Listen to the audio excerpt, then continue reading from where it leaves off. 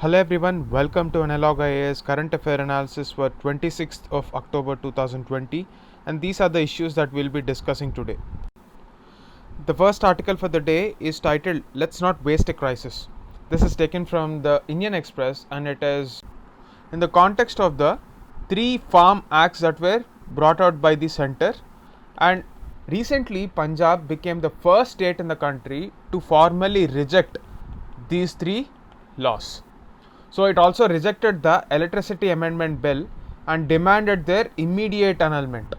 So let us look at the issue with these 3 farm acts and why Punjab is actually opposing this entire setup of farm reforms. We have to go back to the age of Green Revolution, where Punjab, Haryana and the other states where Green Revolution was first implemented has actually reaped the benefits. The farmers grew very rich.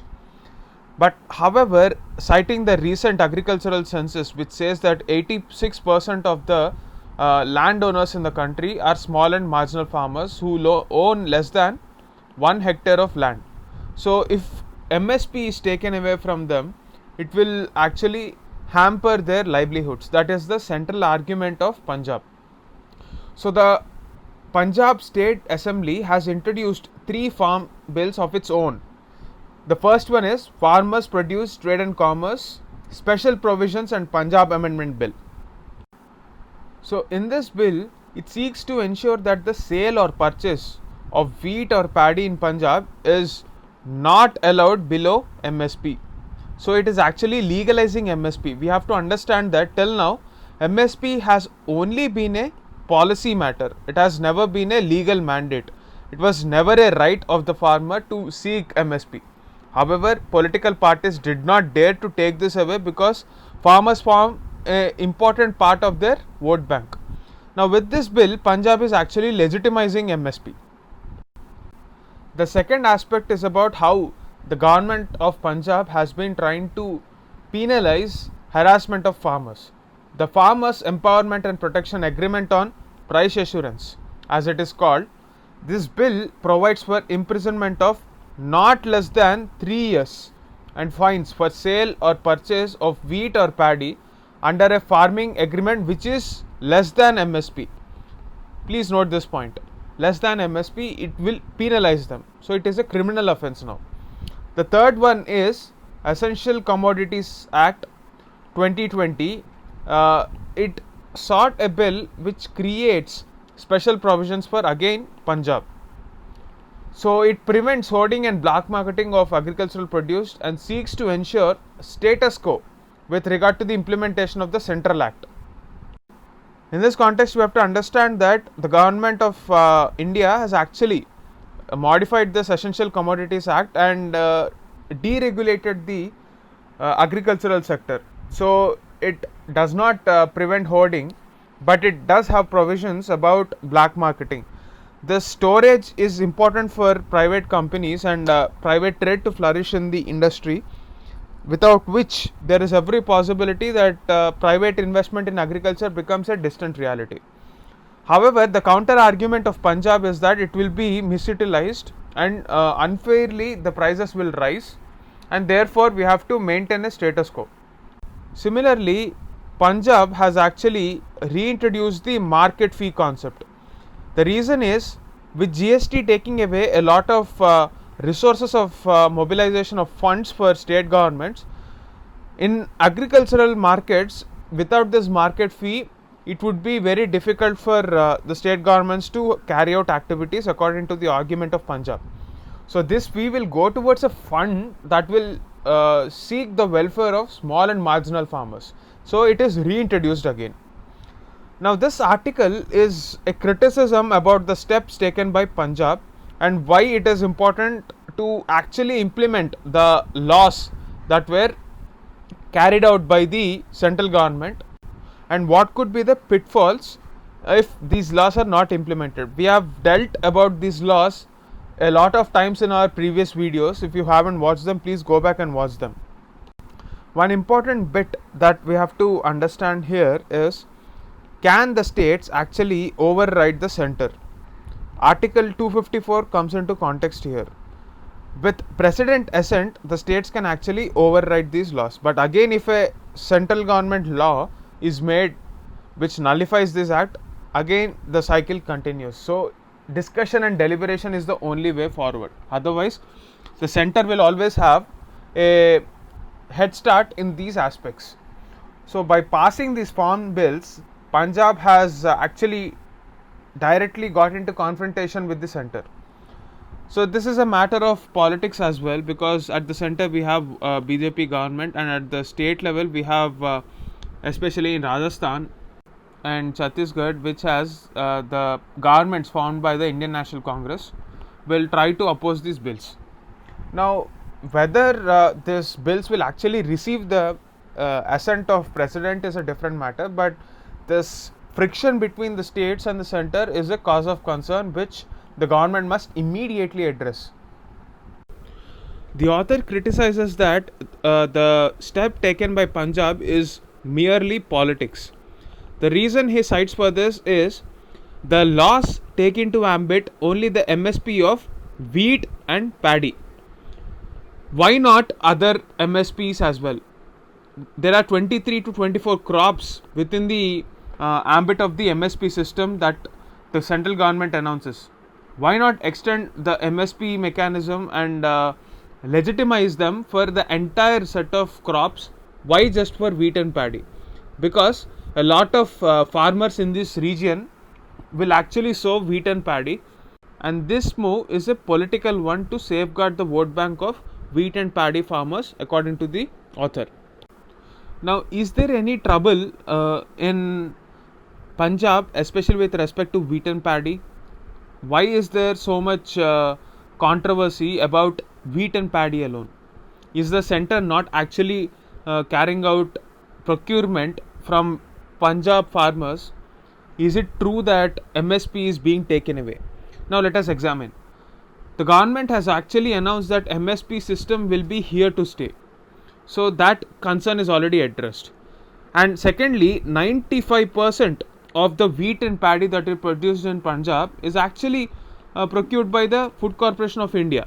So there is no trouble for these farmers as well. So this is a manufactured protest, according to the author. The author quotes the example of what happened in 1971 when the Indira Gandhi government has actually announced that since the traders in Punjab are actually robbing farmers without giving them a minimum support price, the entire produce will be taken up by state government. Now when they say that state government is actually procuring it at a good price, all the farmers will definitely dump it in the state godowns only. Now what happens in the open market? It is not that the entire produce will be going to the state godowns. It is an additional responsibility of the state to again redistribute this to the markets also. So what this policy has actually done is it has disrupted the open market system and the supply chains involved therein. Indira Gandhi has learnt a lesson and immediately withdrew this. What happened later in 1991 is LPG reforms. But LPG reforms were restricted just to the industry, but agricultural marketing did not actually see any change. What followed later was in the 2000s when the Atal Bihari Vajpayee government has noticed that in FCI a lot of stocks were rotting without actually being utilized. They created a model marketing law and passed it in the states. But the problem is, since this government of Atal Bihari Vajpayee is a coalition government, they could not achieve much success and they lost the election thereafter.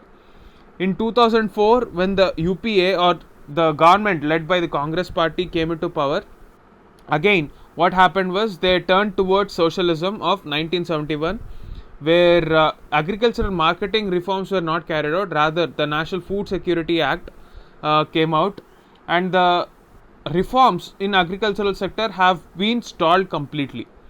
Now this recent farm ordinances are the first step towards reforming the agricultural markets. We have to understand that despite so many changes, the reason why this MSP system and the mechanism that is existing right now did not actually help farmers, because there is no economic logic in this entire exercise. It is treating farmers as a mere object of charity. So the central question that the author is asking us right now is, do we really want to go back to that socialist era?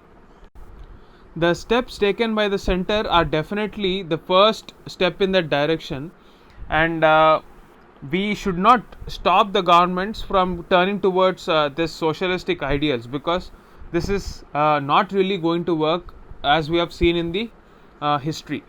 So the actual focus of the opposition should be on ensuring that the implementation on ground happens, and if there are any discrepancies in the procedures involved therein, it should bring it to the government's notice and ensure that it plays the role of a responsible opposition. So this sort of turn towards socialism is actually short-sighted. Now, if you take a look at the narrative, Punjab and other governments are actually opposing this move of the central government against farm laws. But if we take into consideration what is the actual reality, in 2015 there is a report called the Shanta Kumar Committee. In this Shanta Kumar Committee, the report has actually said that nearly 70% of the farmers do not know the existence of MSP at all, and only 6% of the farmers have actually utilized MSP. Even if we consider that there are certain studies that said this is far exaggerated version of the statistic, even if we consider that criticism, it shall not cross more than 20% according to the latest studies. So only 20% of the farmers are actually utilizing MSP. So can we say that MSP has been successful in actually safeguarding the interests of farmers? Not really. So that is the reason why we have to go forward with the reforms brought out by the center according to the author. That is the gist of this article and the entire background. This article is taken from the Financial Express and it is titled Reform Land Ceiling Laws, and it will come under the GS3 land reforms part of the syllabus. Now the central argument of this article is we have to follow up the farm bills that were brought out by the center, which focused on liberalizing the agricultural trade with certain land reforms which put restrictions on the land holding. The reason is, if you take a look at the natural resource utilization, the major problems that are plaguing the agricultural lands is soil degradation, and the other one is shrinking water resources. These are the major problems. Now how do you deal with this? The main intent of land reforms was to redistribute this main factor of production to the people. So this is a socialist era law which had very good intentions to take away the land which has been unevenly distributed and put in the hands of zamindars. The law has actually served the purpose to a large extent, but if you take a look at the reality, how many people are actually farming? With each generation passing, the property of the farmer is actually getting divided within his own sons and daughters, which leads to land fragmentation. Now how much can we produce with such small amount of lands? It will not lead to economies of scale. So this will not actually help us unless or until we carry out certain land reforms. How to balance this land reforms with the socialistic ideals that we have set for ourselves is a challenge right now. The author quotes the example of Latur, which is a place in Maharashtra which has faced severe soil degradation, and it is not yielding enough yields right now because of this soil degradation. So there are certain examples from US where the government has actually given subsidies for farmers to ensure soil conservation.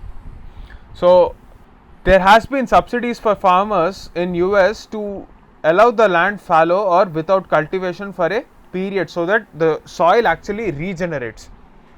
But under the financial pressure, one cannot expect the government to give more subsidies.